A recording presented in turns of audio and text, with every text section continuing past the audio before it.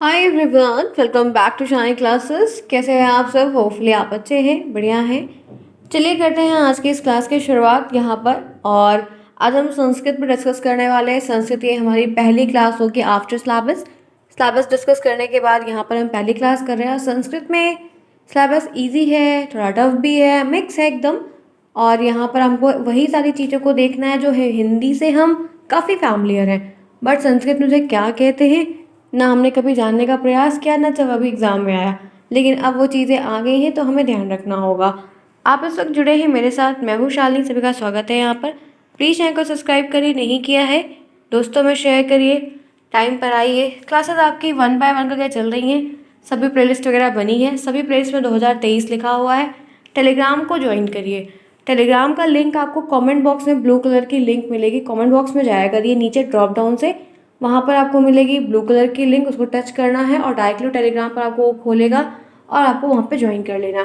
आप description box से भी कर सकते हैं या टेलीग्राम पर डायरेक्टली जाके शालिनी क्लासेस वहाँ पर डाल सकते हैं, आपको मिल जाएगा। ठीक है, आज ये संस्कृत की पहली क्लास, तो देखते हैं क्या चीज़ें इनके बारे में आनी है। तो जिस पर डिस्कस करना है वो है संस्कृत में अनाजों के नाम। अनाज बहुत सारे होते हैं और हम उन्हें खाते भी हैं, जानते भी हैं, लेकिन हिंदी में तो संस्कृत में जानने की बारी है अब, जो कि हमारे इस पेपर में आएगा। ये संस्कृत आपके डीएलएड फर्स्ट सेमेस्टर में मिलेगी, फिर आपको थर्ड में मिलेगी। सिर्फ 2 सेमेस्टर में संस्कृत के पेपर देने हैं और सिर्फ ही 2 सेमेस्टर में इंग्लिश के पेपर देने। सभी सेमेस्टर में ना संस्कृत है और ना ही सभी सेमेस्टर्स में इंग्लिश है, तो ये काफ़ी अच्छा पॉइंट है आपके लिए। तो देखते हैं कि क्या क्या हम हिंदी में जानते हैं, खाते भी हैं, तो संस्कृत में भी जान लेते हैं। तो सबसे पहले एक तरफ मैंने लिस्ट बनाई है संस्कृत के नामों की, और सेम चीज़ को हम हिंदी में क्या कहते हैं उनके नाम की। तो सबसे पहले अन्न के नामों के बारे में हम जानते हैं, तो अन्न को ही संस्कृत में क्या कहते हैं ये जानना है। तो अन्न को संस्कृत में अन्नम लिखते हैं। संस्कृत की भाषा में एक होती है आहा की बिंदी, ये अंक की बिंदी और ये हलन, ये तीनों बहुत इंपॉर्टेंट है। और संस्कृत में वर्तनी को भी ध्यान रखना होगा आपको। और ये सारी चीज़ें इस तरीके से अनाज के नाम, फलों के नाम, सब्जी के नाम, फूलों के नाम, और जो मेवा मिष्ठान होते हैं उनके नाम, कई सारे नाम आपको आते हैं। और कौन से आएंगे ये हमें पता नहीं रहता है, तो हम जो ज़्यादा रिपीट हो रहे हैं आने के चांसेस हैं उन्हें बार बार ध्यान रख लेते हैं। तो पहला हो गया। दूसरा जौ। जौ हम जानते हैं जिसको हम यूज़ करते हैं अपने हवन वगैरह में, तो जौ को संस्कृत में यवाह कहते हैं। उच्चारण को ध्यान रखिएगा, गलतियाँ सभी से होती, मेरे से भी हो जाएगी बहुत सारी, क्योंकि संस्कृत हम यूज़ नहीं करते हैं डेली, फुल यूज़ में नहीं है। तो जवा को हम क्या कहते हैं, जौ को हम जौ जानते हैं, संस्कृत को यवाह कहते हैं। और सेम ऐसे आपको भी अपनी कॉपी में हूबहू लिखना होगा, तो आप उसको ध्यान रखिएगा।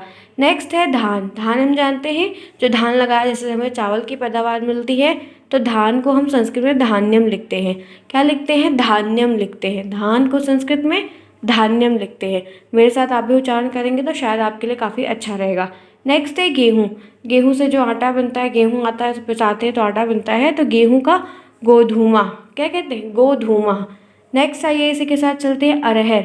अरहर की दाल, वो पीली वाली जो दाल होती है, उसको क्या कहते हैं? आढ़की। क्या कहते हैं? संस्कृत में अरहर को आढ़की कहते हैं। एक बात और, आप सोच रहे हैं कि मैम इसमें तो बिंदी लगी है, इसमें हलंत लगा, लेकिन इसमें कुछ नहीं लगा है, तो ये ज़रूरी नहीं है कि सब में लगा रहे और ये भी ज़रूरी नहीं कि सब में ना लगा रहे। ठीक है, तो ध्यान रखिएगा, ऐसा कुछ सर्टेन नहीं है। नेक्स्ट देखिए उड़द। उड़द की दाल आती है, उड़द की दाल बहुत सारी होती है, दाल कई सारी, उसमें एक उड़द की दाल होती है, जिसको हम मासा लिखते हैं। क्या लिखते हैं? मासा लिखते हैं। बहुत लोग माखा पढ़ते हैं, क्योंकि ये षटकोण वाला सा भी कुछ लोग उच्चारित करते हैं, कुछ लोग खा भी करते हैं, तो ये मासा है, यहाँ पर उड़द की दाल को कहा जाता है। आगे बढ़िए। नेक्स्ट चावल, तो इसको हम तंडुल कहते हैं। ठीक है, तंडुल। ठीक है, ध्यान रखना, चावल जो हम खाते हैं, तो तंडुला, इसमें आहा की बिंदी लगी है, तो आहा का जो प्रोनाउंसिएशन होता है वो हमेशा विसर्ग से होता है, आहा। नेक्स्ट देखिए, इस तरीके से है कई सारे। चना। चना हम खाते हैं, ठीक है, तो चना को हम क्या लिखते हैं? चड़का। क्या कहते हैं? चना को हम चड़का कहते हैं। आपको भी इस तरीके से कई सारे से, मूंगफली है और भी बहुत सारी दालें हैं, बहुत कुछ है जिसको आप संस्कृत में जान सकते हैं, तो इनको आपको एक कॉपी भी नोट डाउन करना होगा। आगे बढ़ते हैं। देखिए आटा, जो गेहूं से पिस के आता है उसको चूड़म। क्या कहते हैं? चूड़म। ध्यान रखिएगा, इसी तरीके से आटा को चूड़म कहते हैं। आगे बढ़िए। तिल।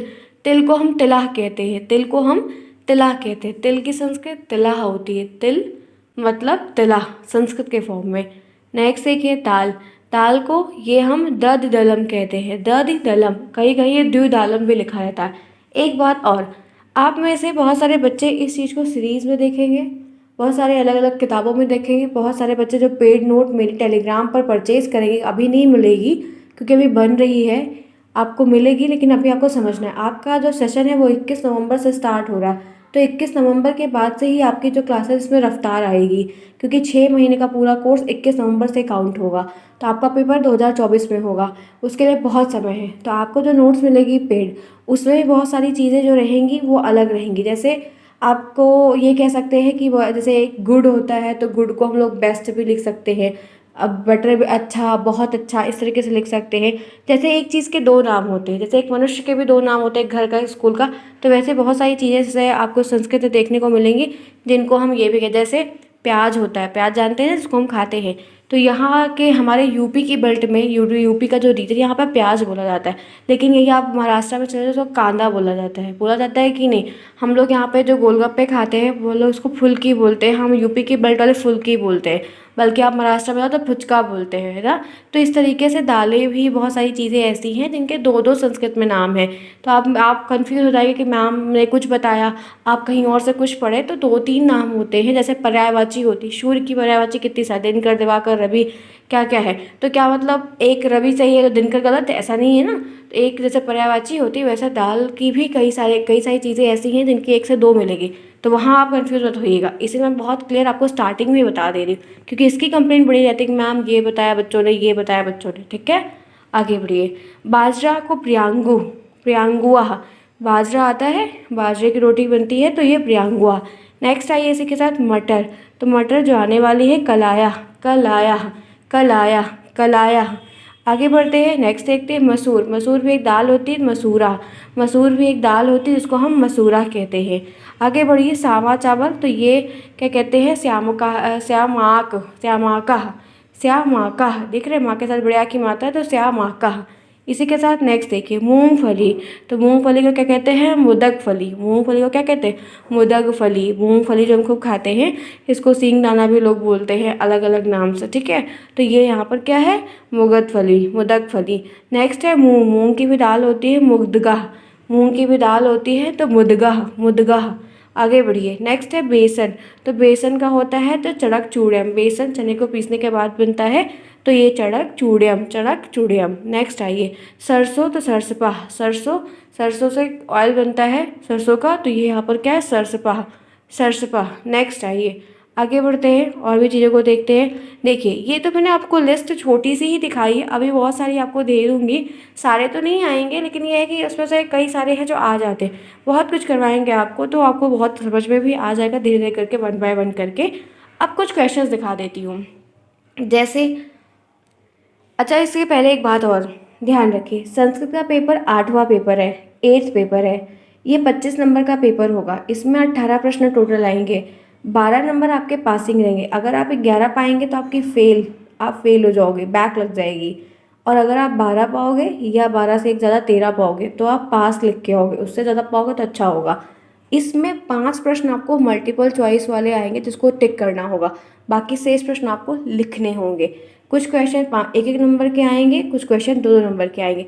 तो जितने भी 25 नंबर के छोटे पेपर है, जैसे मैथ, जैसे आपका साइंस, जैसे आपका हिंदी, जैसे आपका ये संस्कृत, तो ये 3-4 पेपर ऐसे हैं। कंप्यूटर भी आपका 25 नंबर का ही है, और बाकी 3 पेपर आपके 50 के हैं। तो ध्यान रखिएगा, सारी आप लोग को नोट्स बनानी है, मतलब सबके नोट्स आपको होने चाहिए। सिर्फ आप अगर सोच रहे हैं कि सीरीज से तैयारी, जो भी बच्चे सिर्फ राजा या पवन की सीरीज से तैयारी कर रहे हैं तो वो गलत कर रहे हैं। बिल्कुल मत करिए। सीरीज सिर्फ एग्जाम टाइम में हेल्प करती है, शुरू से बेसिक से, बुनियाद से नहीं करती है। तो आपको नोट्स बनानी होगी। बुक्स है तो बुक से पढ़िए, उसको रीड आउट करिए। और अगर आप नहीं कर रहे हैं तो नोट्स यहाँ से बना सकते हैं, इन क्लासेस से भी। अगर नहीं करना चाहते हैं तो आप टेलीग्राम पर कुछ समय बाद आपको मिल जाएगी, और वहाँ से आपको परचेज़ करके उनको फिर रखना होगा अपने पास। चलिए, तो देखते हैं क्वेश्चन कैसे पूछे जाएंगे आपके पेपर में भी। चना को संस्कृत में क्या कहते हैं? चना को संस्कृत में हम क्या कहते हैं? तो चना को संस्कृत में चणका कहते हैं। अभी मैंने ऊपर आपको दिखाया। तो उस तरीके से प्रश्न आपको नहीं आएंगे। आपको प्रश्न जो आएंगे वो इस तरीके से आएंगे। अगर टिक करने को आएगा तो 4 ऑप्शन दे देगा, 4 अलग अलग ऑप्शन दे देगा, कोई एक टिक करना होगा। लेकिन अगर वो नहीं है तो कुछ इस तरीके से आपको दिया रहेगा कि चना को संस्कृत में क्या कहते हैं, तो चड़का कहते हैं। आगे बढ़ते हैं, चावल, चावल को संस्कृत में क्या कहते हैं। सेम 1 नंबर का प्रश्न साधारण सा आपसे पूछ लेगा, तो तांडुल क्या कहते हैं, तांडुला क्या कहते हैं, तांडुला। नेक्स्ट आइए, जौ को संस्कृत में क्या कहते हैं, यवा कहते हैं, क्या कहते हैं, यवा। अभी ऊपर बढ़ाया, सेम आपको क्वेश्चंस के फॉर्म में भी दिखा दे रही हूँ, ठीक है। चलिए इसी के साथ फटाफट क्लास को लाइक भी कर लीजिए। जिन्होंने क्लास को लाइक नहीं किया, संस्कृत है, जितने भी टफ चीज़ें सब हो रही सारी 1 to 1 होंगी, ठीक है। आगे बढ़ते हैं, तिल को संस्कृत में तिलाह कहते हैं, तिल को संस्कृत में तिलाह कहते हैं। आगे चलते हैं, गेहूँ को संस्कृत में गोधूमा कहते हैं। अब बाजरा को संस्कृत में प्रियांगुआ कहते हैं, क्या कहते हैं, प्रियांगुआ। इस तरीके से बहुत सारी चीज़ें हैं। चलिए कुछ और टॉपिक को डिस्कस करेंगे। आपको आज मैं वृक्षों के नाम भी संस्कृत में बताऊंगी, फटाफट ज़रूर से ज़रूर देखिएगा। एक तरफ सारे वृक्ष के नाम हिंदी में, एक तरफ इंग्लिश में। तो चीड़ का पेड़ होता है, उसको भद्रारू कहते हैं, भद्रारू, ठीक है। चीड़ का पेड़ को भद्रारू। जामुन के पेड़ को जम्बुआ कहते हैं, ये आपके पेपर में इंपॉर्टेंट है, आता है।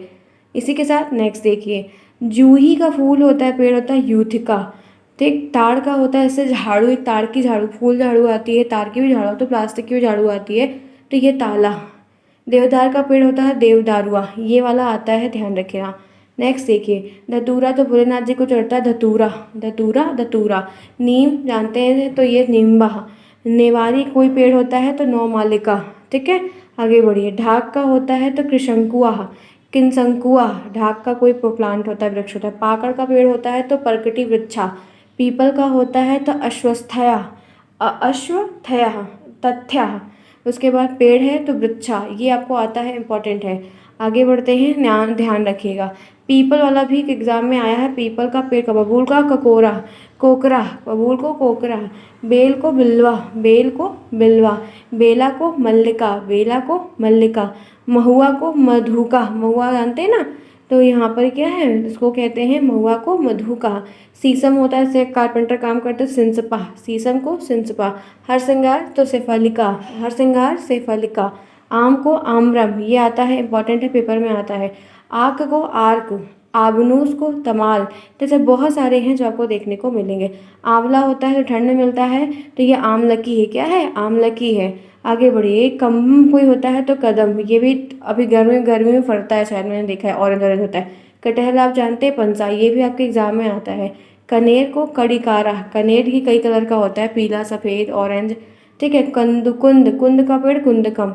केवड़ा का पेड़ केतकी, केवड़ा के पेड़ को कहते हैं केतकी। खैर का पेड़ होता है तो खादरा, और गुलाब का पेड़ होता है तो पाटलम, ये इंपॉर्टेंट है, ये आता है, ठीक है। चंपा का चंपका, चंपा का फूल होता है, उसको चंपका कहते हैं। चमेली को मालती, चमेली को मालती। चिरचिरी का कोई पेड़ होता है, उसको अपामार्गा कहते हैं। मोलसरी का कोई पेड़ है, उसको बकुला कहते हैं। आगे बढ़िए, रीठा का पेड़ होता है तो ये फानिला कहते हैं। बरगद के पेड़ को वटा कहते हैं, ये वाला आता है।